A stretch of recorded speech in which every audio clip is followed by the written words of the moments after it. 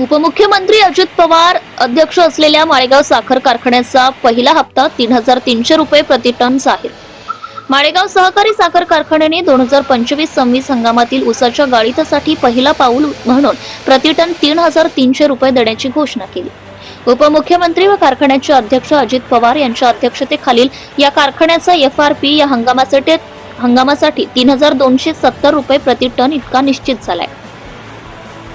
त्यापेक्षा शेतकऱ्यांना प्रत्यक्षात 30 रुपये जास्त म्हणजेच 3,300 रुपयांची आगाऊ रक्कम देण्यास संचालक मंडळाने संमती दर्शवली. गेल्या काही दिवसांपासून सभासद शेतकऱ्यांमध्ये माळेगाव कारखाना साखरेच्या पहिल्या उचल रकमेबाबत काय भूमिका घेणार याबाबत उत्सुकता होती. विशेषतः सोमेश्वर छत्रपती सहकारी साखर कारखान्याने त्यांच्या उचल रकमेची घोषणा केल्यानंतर माळेगाव कारखान्याकडे सर्वांचं लक्ष लागले होते. संचालक मंडळाच्या झालेल्या बैठकीत या विषयावर सविस्तर चर्चा झाली आणि शेवटी शेतकऱ्यांच्या हितासाठी 3,300 रुपये प्रति टन इतकी उचल जाहीर करण्याचा निर्णय घेण्यात आलाय. याबाबतची माहिती कारखान्याचे कार्यकारी संचालक अशोक पाटील यांनी दिली.